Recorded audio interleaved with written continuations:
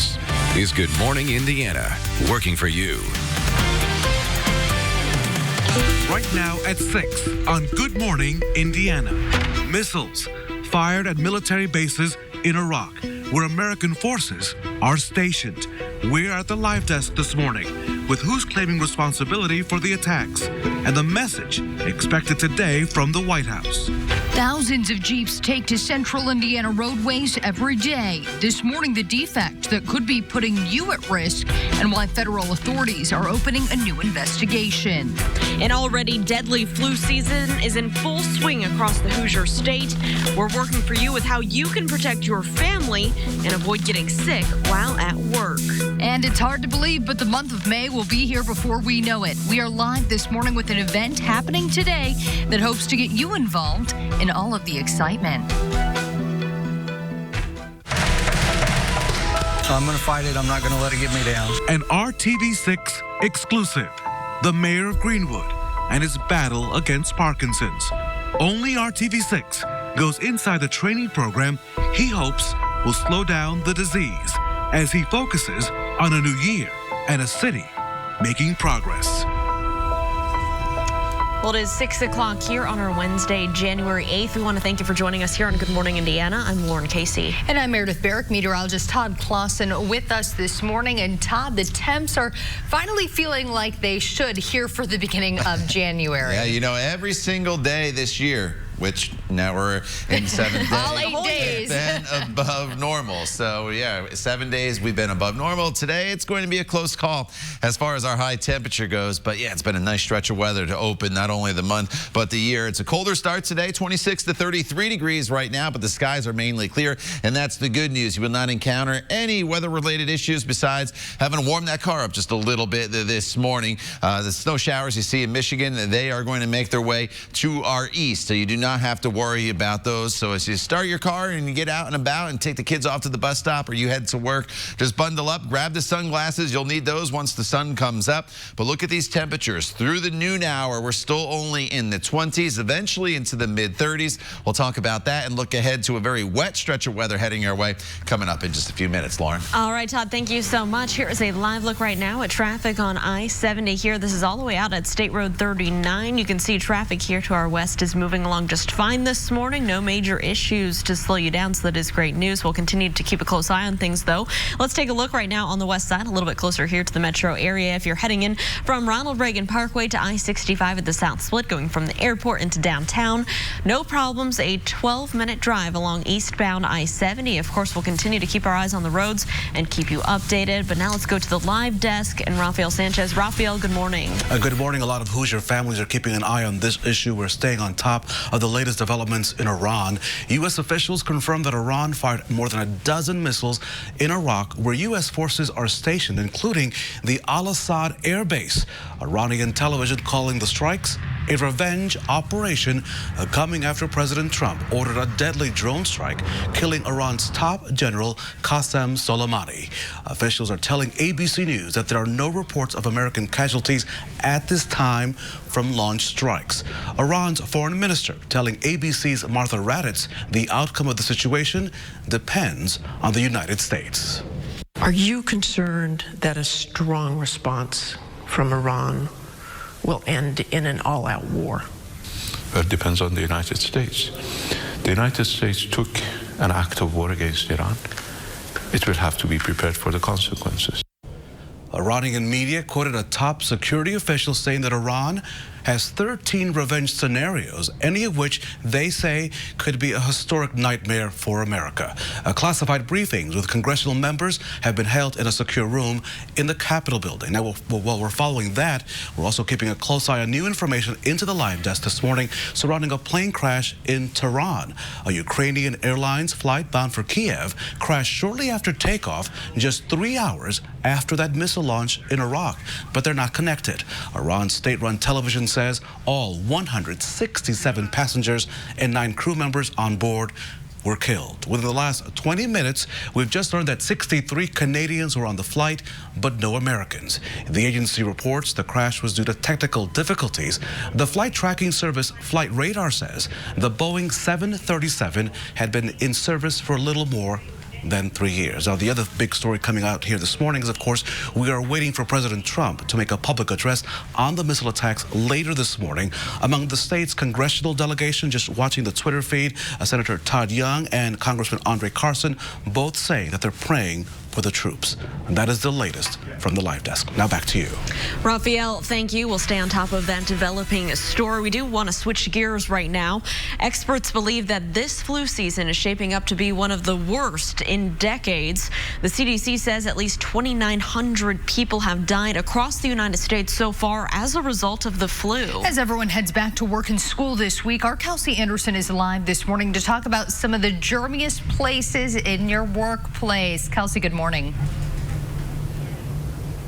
Good morning. So it's no surprise that the germiest place in your office is probably your desk. But what I did find surprising is that a study found that women's desks are often contain twice as many germs as a man's desk because of all the extra things that we carry, like our purses, our extra bags, and our phone. But of course, doorknobs and handles are also covered in germs. So experts recommend not touching any doors with your bare hands.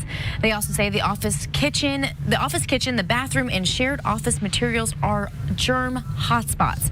But if you're one of the unlucky ones who does catch the flu or another illness, be sure to take care of yourself and in turn take care of your coworkers. Well, don't go to work sick. I mean, take time out, get yourself better.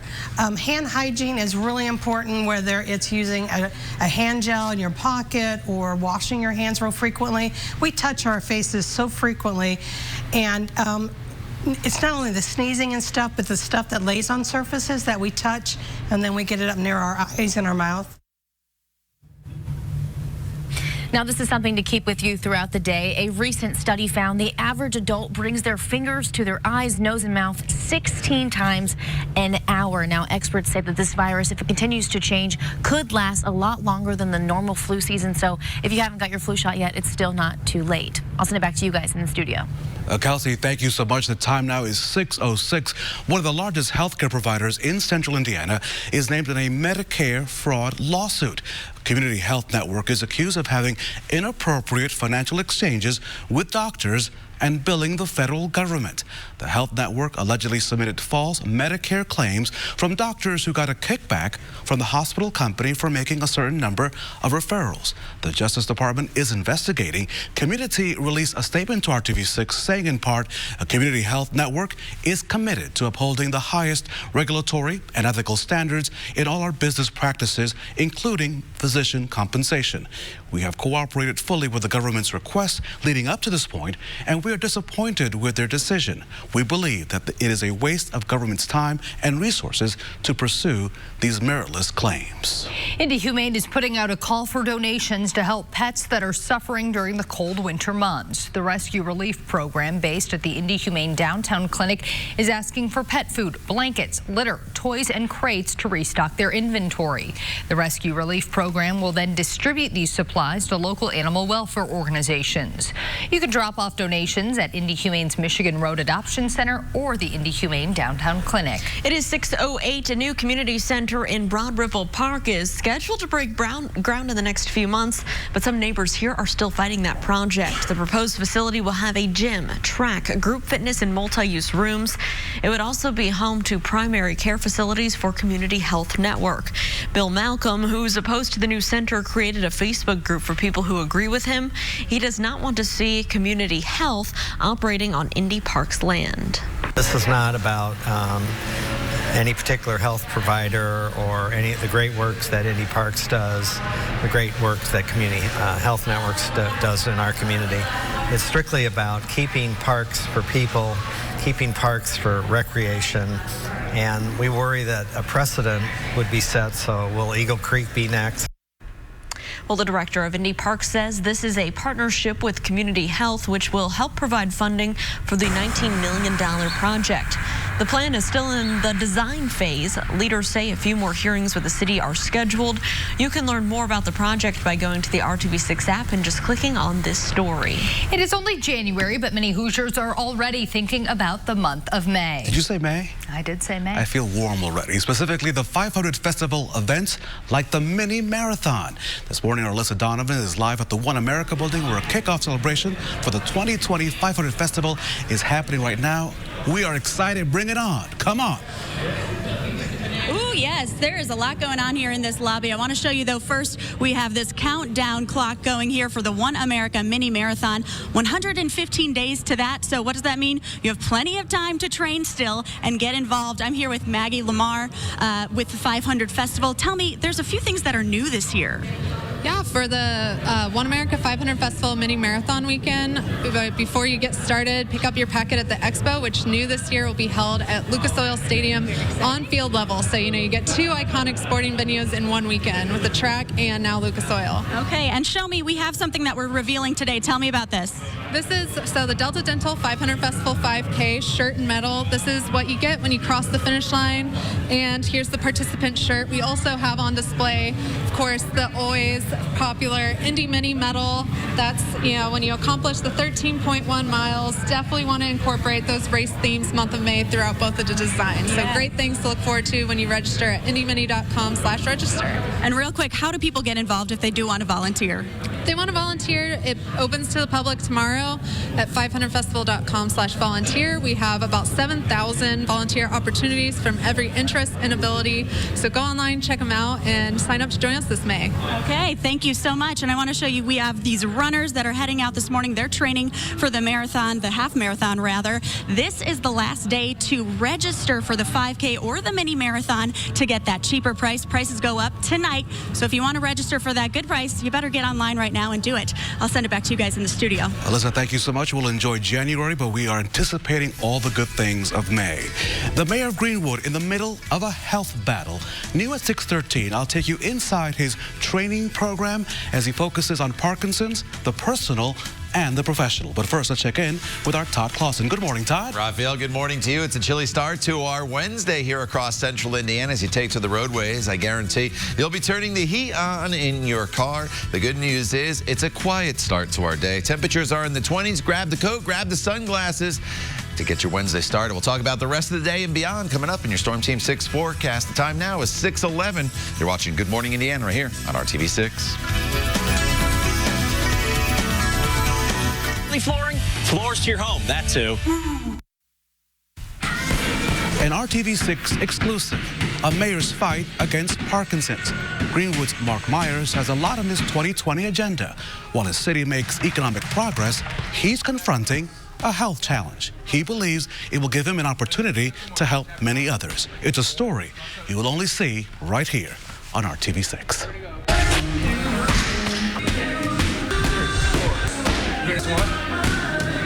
Let's go, jab, cross. Mark Myers is in the zone. This is his favorite part of his workout. It's intense. Jab, cross, shin. Intentional and ideal in his battle against Parkinson's. I want to be that guy that says, hey, I've got it. I know what it takes to beat it or to slow it down at least. For several weeks, the mayor of Greenwood noticed a slight tremor and thought it was caused by a pinched nerve from a previous surgery. In October, the Parkinson's diagnosis was official. It really affects a whole lot more people than we really realize that it does. When I got hit with it, it took the wind out of my sails, to say the least. In December, he made public his situation and his plan to face it straight on by spending at least 3 times a week at 9 Round in Greenwood. Here, in a circuit-style routine, he goes through 9 rounds of specific exercises. Every 3 minutes, the buzzer alerts him to the next workout. The goal, to target his agility, his flexibility, and build up his muscle mass, all to deal with the Parkinson's. I'm in the public eye. They're going to see my hand shake. They're going to see something going on. I want them to know it's okay. It's okay. It's nothing you have to hide from. It's nothing you need to be afraid of. Finish strong, guys. The mayor is one to sweat the details, especially while focused on his city's progress, and now on his personal health. So I'm going to fight it. I'm not going to let it get me down. He is determined, definitely a story of courage. The mayor is focused on the Cummins Engine Project, which is set to create some 500 jobs there in the city of Greenwood. The mayor has called it the biggest economic development in that city's history. And Raphael, a lot of people, after receiving a diagnosis like this, would choose to be private, would choose to be quiet about the battle, but he is really hoping that he is able to educate others about Parkinson's. And that is his main goal, running a city, but also to carry that message. The mayor's only 57 years old. Young and guy. Usually the average age to see this neurological disease is 60, but about 10% of patients are diagnosed with Parkinson's before the age of 50. The primary symptom includes those tremors, the shaking of the hands more than likely. Here at home, the Indiana Parkinson's Foundation can connect you to services and programs. You can reach them at 317-550-5648. I had a chance to speak to their executive director, Kim Williams. There is not a cure today, but we are very hopeful that in the next few years there will be. And until then, like I said, helping to slow the progression with exercise, medication, and staying plugged in with the Parkinson's community helps those with the disease and their care partners to keep from isolating and stay in a positive mindset. And so we have much more on this story. New at 6:30 on this developing story. The mayor's 6-step plan for people facing Parkinson's. 6 easy steps for everyone who's dealing with this disease. Looking forward to that. And you should have just received a push alert on your phone moments ago with this exclusive story from the RTV6 app. Lauren. And obviously we're wishing him the best in his fight there. Over here in the Weather Center, I'm with Todd Clausen. We got to talk about the forecast today. We know it's cold out there, but you're monitoring a lot that's coming our way. Not necessarily today, but in the future. Yeah, you know, today's cold and quiet, but starting tomorrow evening, we are entering a very, very wet stretch of weather, and flooding is going to become a growing concern for us here across central Indiana as we get into the weekend. This morning, though, it's quiet, as I mentioned. It's cold, 20s to the north, 30s to the south. We're right at 30 degrees here in Indianapolis, Richmond at 28. These temperatures, though, are still above normal. Our normal low, where we should be right around this time of day for this time of year, is right around 21 degrees. So we're doing okay in that department. The problem today is there's just not a whole lot of warmth that is going to be taking place. So the skies are clear across central Indiana. To the north, we do have this little band of light snow that's working its way into northern Indiana right along the toll road right now. And this is going to swing off to the east, so that will not impact us here in central Indiana. But if you travel up I-69 towards the Fort Wayne area, you may run into a few snow showers here and there. So today, 8 a.m. temperature, 27 degrees. By the noon hour, we're up to right around 30 degrees. By the time we get to the afternoon, our high temperature is 36 with mostly sunny skies. So have the sunglasses handy throughout the entire day. Now, as we go forward in this forecast, I mentioned the rain. It's going to start Thursday evening. So most of tomorrow is going to be dry. At least the daytime hours will be dry. Once we get past sunset, that's when we'll start to introduce the chance of some rain showers. It's steady all day throughout the day on Friday and on Saturday for the most part. Saturday is when we'll introduce the word heavy into the forecast, as there will be the potential for maybe even a few thunderstorms. With that said, though, we are also bringing back the warmth. Look at the temperatures. Tomorrow up to 53, Friday and Saturday right around 60 degrees. The record high on Friday is 62, so that may be in jeopardy, but it's going to come again with the trade-off of a lot of rainfall heading our way. Here are the spotty showers working our way into tomorrow evening at 9 p.m. The rain becomes more widespread. It becomes heavier throughout the overnight hours. Friday morning's commute, it's going to be a wet one. It's not going to be wintry, though, because of those temperatures coming up. The rain continues with a few thunderstorms possible Friday evening. Saturday, we continue to deal with this rain making its way through the area, and you get the picture here. We're looking at 2 to 4 inches of rain on top of the ground, which is still fairly saturated from the snow melt in mid-December and then the rainfall that we saw as we worked our way into the end of 2019. So if you do live in some of those low-lying areas, you'll have to keep an eye on things in the coming days. Sunday, 43 with mostly sunny skies. The 50s return, though, on Monday and Tuesday. Lauren. All right, Todd, thank you so much. We're keeping a close eye on your roads as you're heading out there this Wednesday morning. Photographer Shay Goodpaster in the driver's seat, and this is a dash cam view of westbound I-74. He's near Acton Road there on the southeast side. You can see everything is traveling up to speed, and I just took a little check around the metro area, and there's no major crashes or delays to slow you down. Is this the biggest temper tantrum of the year? New at 6:25, what caused this tennis player to flip out on his father. We'll be right back. When you buy any Purple mattress. Welcome back. We are monitoring traffic for your commute. Good morning to you in Fishers. Look, traffic is picking up both northbound and southbound, as you can see, but it's still moving. We'll continue to keep a close eye out for any crashes or delays. Okay, Raphael, you weren't here earlier, but we had a story about moving luggage that you sit on and it drives you around the airport. I love that. Yeah. Okay. Pretty crazy, but here's another. Are you buying that from Pretty me? lazy, in my Lazy. opinion. Another similar type story here. Segway unveiling a new product to help you get around. It's called the Segway S-Pod. The company says the S-Pod balances on its own and it goes up to 24 miles an hour, which I feel like is pretty fast for this. Passengers control the speed with a knob. It's designed for enclosed spaces like, again, airports or malls. It's like a golf cart. Yeah, a little bit. Gotta wear a helmet. Yeah. Always wear the helmet. All right, this may be the biggest tennis temper tantrum of the year, maybe ever. After losing a first set tiebreaker in the ATP Cup, Stefanos Tsitsipas unleashed his fury on courtside chairs. In his anger, he inadvertently smacked his own dad with his racket. Sorry. Dad's like, give me that racket, I'm about to smack you back. That caused Mom to leave the stands and, of course, give her son a talking to. She's like, you get down here right now. She's embarrassed. Let me talk to you. Yeah. Who paid for those tennis lessons? Yeah, right. Well, what are you thinking? All right. Night 1 of Jeopardy, right here at RTV6. The greatest of all time tournament is in the books. Ken Jennings, James Holzhauer, and Brad Rutter are battling to see who's the best. So I think it's, of course, Todd and Alyssa and Meredith and Lauren, you know. However, folks in Holzhauer's hometown of Naperville, Illinois, are using a viewing party to raise money for charity, which is a great cause. Those at the party filled out charity scorecards to benefit pancreatic cancer research. Tonight's watch party will benefit the homeless community. What a good idea. Yeah, it's a great idea. I was going to say Lauren, by the way. I was just drawing it out so you could enjoy. So who's in the lead? I was sleeping. I didn't see it either. So on this new shift. Oh, no, it's Ken. My dad texted Oh, Ken by 200. All right, Ken. All right, the battle's on. Yeah. The battle's on. All right, temperatures this morning are on the cold side as you walk out the door.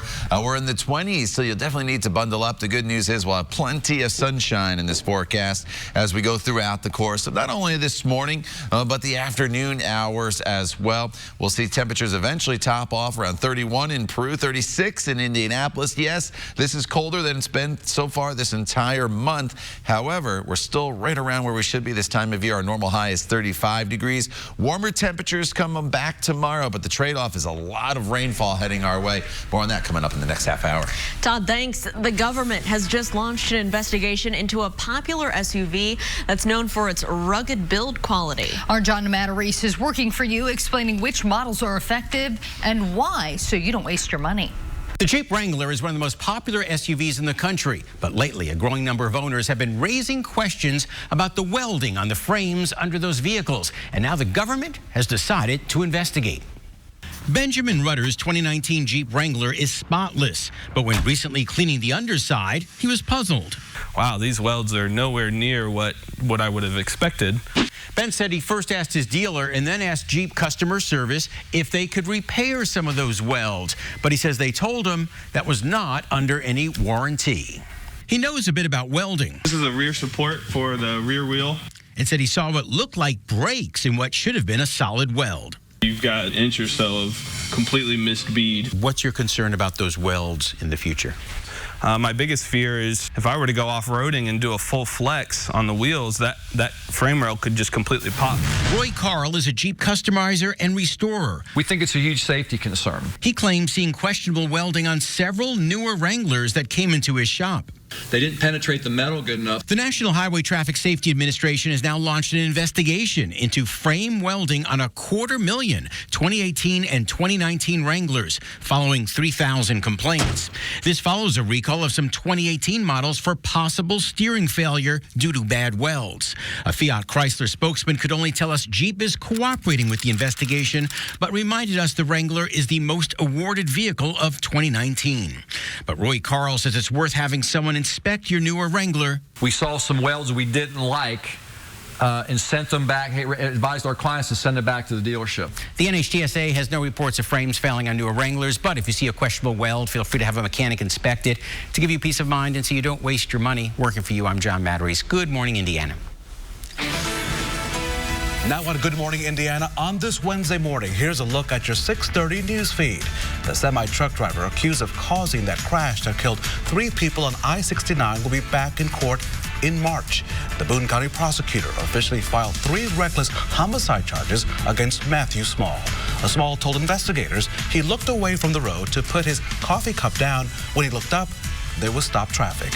His semi-truck hit 9 other vehicles. The man who led police on a chase that caused the death of an innocent bystander faces a number of criminal charges. Back on December 30th, Metro Police tried to pull over Marcel Carter as part of a federal firearms investigation, but it turns out that Carter was not the person they were looking for. During the chase, police say that Carter's car ran a red light and hit another vehicle, killing the driver of that car. A man convicted in a murder that happened in 2018 has been sentenced to 78 years in prison. Giovanni Diaz was found guilty last month in the death of Jesse Harris during a robbery. According to the Marion County prosecutor, Harris and another man met up with Diaz, and when Diaz got into their car, he demanded their belongings, and shots were fired during a struggle. And here's a consumer alert on this Wednesday. IPL warning customers of payment scams regarding their power bill. The company says someone is calling customers claiming to represent IPL and saying that the electric service will be disconnected within 30 minutes if payment is not made immediately. If this happens to you, immediately hang up the phone. Do not provide personal information and do not pay any money. And here at 6:30, of course, we are following the very latest developments from the overnight hours out of the Middle East and our troops stationed there. We're going to break that all down from you in just a few minutes and what we're waiting to hear from President Trump. We do want to get to our weather, though, here at home. Things are shifting. We had some warmer days to start off our week, Todd, and now people need to prepare for rain and a lot of it. Yeah, rain's not till tomorrow night and then Friday. Today's a sunny day for us. That's the good news, but it is a little colder than it has been across the area, so you'll need to prepare yourself with a heavier coat, but you can grab the sunglasses this morning as well. So as we go to grab before you go, you'll have to have the heavier coat, as I mentioned, sunglasses, and some of you may want to have the hat and gloves handy. You do not need the umbrella today, but I'll probably have that checked off tomorrow and definitely going to have it checked off for Friday and unfortunately into your Saturday as well. Skies are clear this morning to the north. There's one little lake effect snow band that's kind of drifting into the northern portion of the state. It should drift off towards the east, and as it gets further away from the lake, it'll kind of lose its potency. So we're not worried about any of that here in central Indiana. So as you get going on this Wednesday morning, you may want to grab an extra cup of coffee to help keep you warm with temperatures that are in the 20s. But again, the skies are clear. Quickly want to tease ahead to tomorrow for you to start to get you prepared. We're starting off dry tomorrow, but then the rain chances really start to ramp up. I'll have much more on this coming up in just a few minutes. Lauren. All right, Todd, thank you so much. We are keeping a close eye on your drive this morning as you're heading out there. Here is a look from our live drive vehicle. Photographer Shay Goodpaster there in the driver's seat. Traffic here westbound I-465 on the south side approaching East Street, US 31. Everything's moving, as you can see, along up to speed. No crashes or delays in this spot to slow you down. And this morning, we are waiting to hear whether President Trump will order a response to that rocket attack from Iran aimed at a base in Iraq that's housing U.S. troops. Iran says it fired more than a dozen missiles at the Al-Assad air base about 100 miles west of Baghdad. The U.S. says service members were in bunkers at the time. No casualties have been reported, thankfully. Iran says that the attack was in response to the U.S. drone strike that killed its top military general, Qasem Soleimani. The Trump administration says that drone strike was in response to what it called imminent threats against the United States interests, but no specifics about those threats have been released at this time. Greenwood's mayor is facing a health challenge with a jump rope, punching bag, boxing gloves, grit, and determination. And only on RTV6, Mayor Mark Myers is sharing what he's doing to get the upper hand on Parkinson's. The mayor was diagnosed with a neurological disease back in October. Now, in December, he made his situation public. Myers has turned to a high-intensity workout combining cardio and kickboxing at the workout center known as 9 Round in Greenwood. He finds himself in the gym at least 3 times a week and has this 6-step message for those facing Parkinson's. It's okay. It's okay. It's nothing you have to hide from. It's nothing you need to be afraid of. Just figure out what it is, get the right diagnosis, get the right medication, and do the exercise. Keep active, keep fit, and don't let it slow you down. The mayor says he isn't slowing down since he has a lot on his plate here in 2020. The pending Cummins engine project is a big one, but Meredith, he also tells me other economic announcements are on the horizon. I tried to get those out of him during the workout training. He wasn't budging. He wasn't budging. Well, it seems, though, that boxing and cardio have played a major role in him maintaining his health. Yeah, with Parkinson's, people deal with the tremors and the tightening of their muscles. So programs like 9 Round are tailored for each individual's needs. We want to help you hit your goals. So we have people that come in after surgeries wanting to rehab a knee or rehab a shoulder, and obviously they can't have full range of motion. So we will look at different ways we can modify and make that workout effective for them. All the details on this exclusive story right now on the RTV6 app. We wish him well. We hope he is doing well.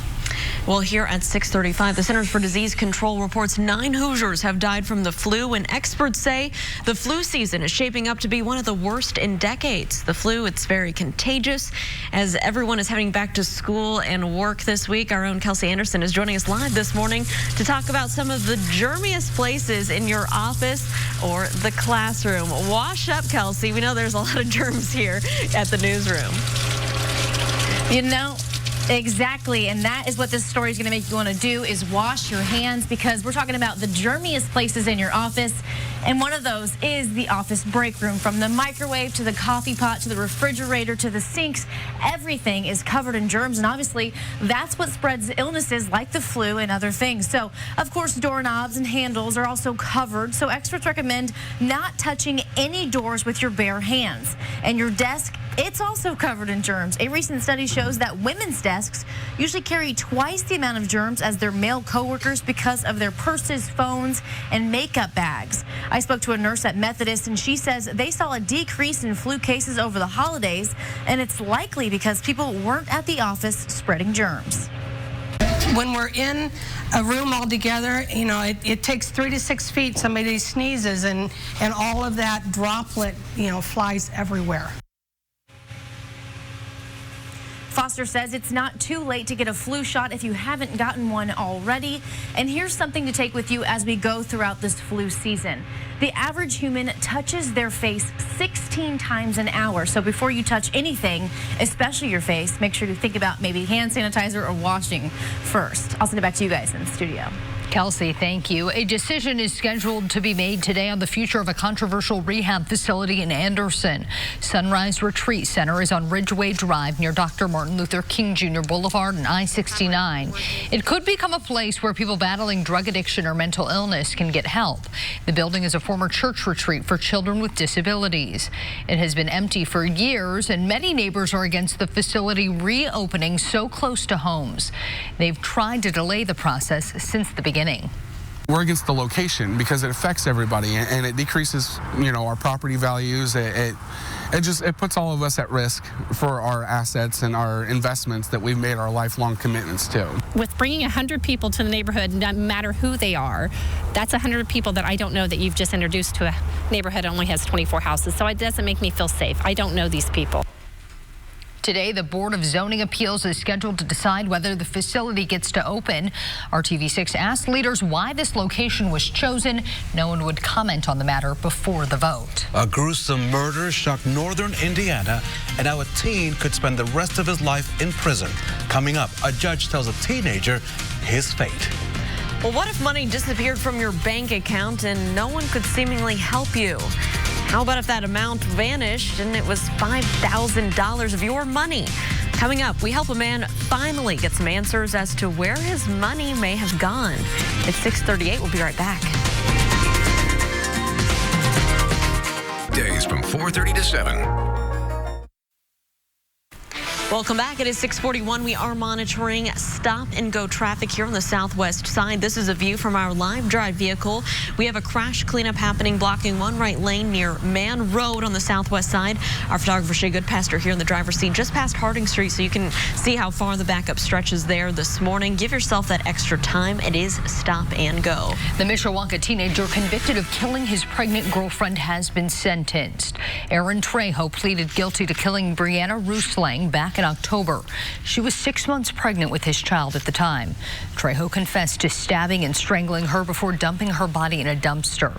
He told police he was angry that the girl had waited too long to tell him she was pregnant and she could not have an abortion. A judge handed down a 55-year sentence for the murder of Brianna, plus another 10 years for killing her unborn daughter. Trejo will have to serve at least 75% of his sentence. That means he'll be at least 66 when he is released. The time now is 6:42. In Lafayette, police say nearly 24 Ku Klux Klan recruitment flyers were found last week. On Friday, the department received multiple reports about the hate group's flyers located just north of downtown. Similar recruitment flyers were found in Lafayette and West Lafayette in April of last year.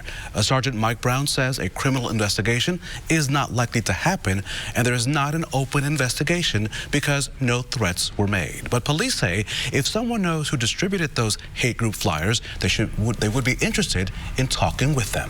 At 6:42, a major bank tells RTV6 $5,000 will be returned to a customer's account after what the bank calls an error.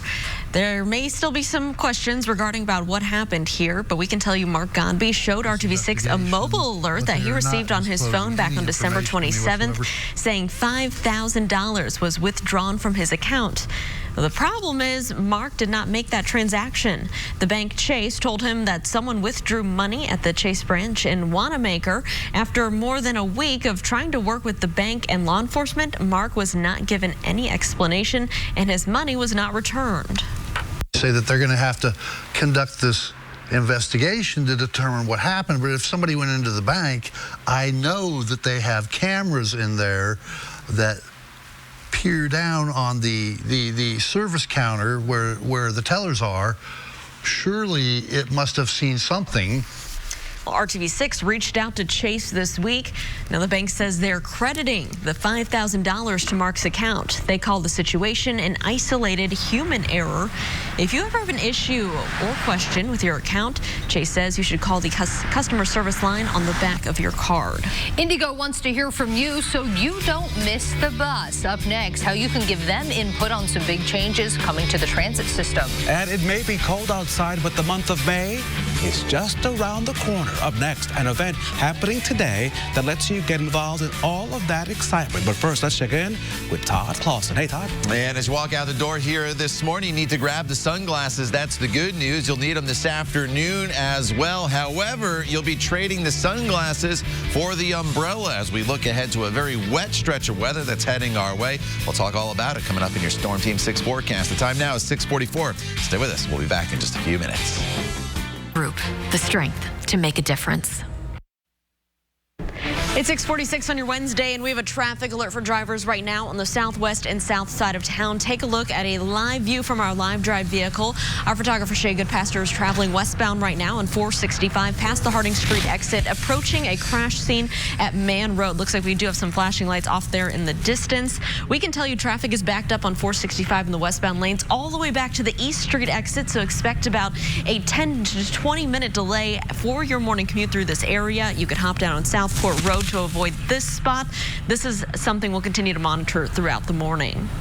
Indigo is planning to make some major changes to their routes, and they want your opinion. They're holding several listening sessions over the next few weeks to get feedback on their plans for multiple route changes, including the addition of the new purple and blue lines. Similar to the red line, the purple line would connect Indianapolis to the city of Lawrence. They're also proposing a blue line, which would travel from Washington Street over to the airport. Indigo says that they will be changing some stop locations and pickup times as well. There's only two that are staying exactly the same, so it's just important that everyone, our frequent users or those in the community, come out and check out and see what those route changes are so that we can get the feedback on them and make sure they're going to serve the areas that they need to. Well, more listening sessions are scheduled for the 13th, 15th, and 16th of next week. You can find more information on those sessions and the maps of those planned routes in this story. It's all on the RTV6 app. It may seem a little early to be thinking about May, but that's exactly what organizers of the 500 festivals are asking you to do. And so this morning, registration opens for volunteers who want to be part of the events surrounding the Indy 500. Are you ready? Because our Alyssa Donovan, she's live at the One America building with all the action is happening. And Alyssa, how can we get involved? Sign us up. We are ready for May. We'll enjoy January, but come on, May. Oh, you ready? I'm ready. All right. Come on. Okay, Raphael, you have to be running it too, because I'm running it this year, so you better be running it with me. Okay? Okay. All right. Okay. So I'm here with the runners from One America, and this is Jim. He is one of the runners. You've been running this for 24 years now. Yep. Tell me a little bit about it. Well, it all started with somebody just making a suggestion in 1996, and I've ran it every year since. Okay, so if someone has never ran it before, the Mini, what should they know? I would say start out, take a step. Just walk it, run, do whatever you have to get to the finish line. But it doesn't matter how fast you get there. It's did you get there through the 13.1 miles. Okay, and we wanted to talk a little bit about the volunteers. There's a few ways people can get involved besides just running. You can actually volunteer for this event. Talk a little bit about that. So the indymini.com is the way you can register, but the volunteers are like gold to the runners. So they give us inspiration, they give us water, Gatorade, and of all those things, inspiration is probably the best. When someone takes the time to yell out your name and give you just a little more push to keep going. Can't say enough about the volunteers, how important they are. All right, we need those volunteers. They need 7,000 volunteers to make the 500 Festival Mini Marathon happen. So there's a lot of ways to get involved. One of those is volunteering, and of course we'll have the registration info on our website. I'm going to let you guys go. I know you guys have a run to get to. They are going to start their training right now. They've been training for this, and you can see they also have all of these bananas that they are, well, one of our bananas is actually running out the door right now, but they also have all of these bananas that they're passing out to people as they come into One America today to try to give them that feel of the end of the race of the mini marathon. A lot of the volunteers are from right here at One America. They have about 700 people that volunteer every year just from this business. But again, they need 7,000 volunteers to make that mini marathon a possibility. And today is also the last day to get that good price to sign up to run or walk the marathon. So you want to do that right now because prices go up at midnight. Reporting live, Alyssa Donovan, RTV6. So I think I'm running the mini marathon. I know. I think she just signed you up. Yep. Okay. Well, you can get likely dry by now on that piece of paper. Oh, she filled it out. I just want good weather, Todd. Good weather. Yeah. Right? You always want good weather for the mini marathon. It's been hot, it's been rainy, so hopefully this year they have a good stretch of weather there to start off the month of May. All right, 20s and 30s right now. It's on the chilly side this morning. It's one of the colder starts we've had this week, and our temperature's not going to do a whole lot throughout the day today. The good news, though, is it's clear this morning. A few snow showers here making their way south through northern Indiana. They should peter away by the time they make its way into central Indiana. That's the good news for us. So maybe a few high thin clouds, and that's just about it, with temperatures that eventually climb up into the low to mid 30s later on this afternoon with those mostly sunny skies. So it's a colder day. It's the coldest day of the week for us, but it's actually fairly seasonable for this time of year. Now, I want to really focus on what lies ahead, because this is where you're going to have to start to alter your plans a little bit as we work our way throughout the remainder of the week. Most of tomorrow is dry through the daylight hours, and it's warmer with temperatures that will be up into the low 50s. Once we get past sunset tomorrow, though, that is when the rain is going to start to make its way into the area. Once the rain starts, it's going to be with us all the way through Saturday. So it's a prolonged stretch here of some very, very wet weather. It's Thursday evening, 9:30. This is when the showers are starting to come in. Once we get into the overnight hours, the rain becomes steady. It becomes heavy. This is a 7:30 Friday morning. Your morning commute's going to be a wet one. The kids' bus stop forecast is going to be wet as well. And then the rain just continues throughout much of the day, and it doesn't really start to dissipate throughout the overnight hours either, because then we're going to get another push of some heavier rainfall working its way into Saturday morning. And then Saturday night, as the colder air comes in, we'll start to bring in maybe a little bit of a wintry mix. Not concerned about accumulation at this point. The ground's going to be wet. Temperatures on Friday and Saturday going to be up right around 60 degrees. So any snow that does fall is just going to basically melt away. The bigger concern, 2 to 4 inches of rain that is heading our way. I threw the caution sign up there because 2 to 4 inches of rain on ground that's already fairly saturated could lead to the potential of some localized flooding here across central Indiana. Keep that in mind. Once we get into Sunday and Monday, it's a little cooler, but the sunshine returns. By the way, 60 degrees on Friday. The record high is 62. While it's going to be wet, it's going to be very mild. Lauren. All right, Todd, thank you so much. We do have a live picture right now from our photographer, Shay Goodpaster, who's pulled over in front of this crash scene, the one that's slowing down traffic for you on the southwest and south side. This is near Man Road in the westbound lanes. Right lane there blocked. You can see a wrecker is on the scene, as well as police. Traffic backup stretching all the way back to the East Street exit there on the south side. So you'll need to plan ahead. This will really slow you down for your commute. I'd give yourself an extra 20 minutes or so if this is part of your commute. We'll be right back. Hoosiers, only on RTV6. And now at 6:56, we continue to follow breaking news from the Middle East. We expect to hear President Trump's remarks on the missile launch targeting U.S. troops at Iraq Air Base. The White House says no casualties are reported from that attack. The very latest coming up right here on Good Morning America in just a few minutes. And let's get one more check of our forecast, Todd. All right, it's a colder day for us compared to what we've seen so far this month, with temperatures topping off in the mid-30s, which is actually seasonable for this time of year, but we'll have a sun-filled day for us. That's the good news. Enjoy the sunshine. Tomorrow, showers develop in the afternoon. Turns into an all-day rain on Friday and potentially heavy rainfall on Saturday. 2 to 4 inches of rain possible by Saturday night. All right, Todd, thanks so much, and thank you for joining us. We're back here in 25 minutes and throughout Good Morning America. All your news throughout the days on the RTV6 app. Have a good one. We'll see you tomorrow morning.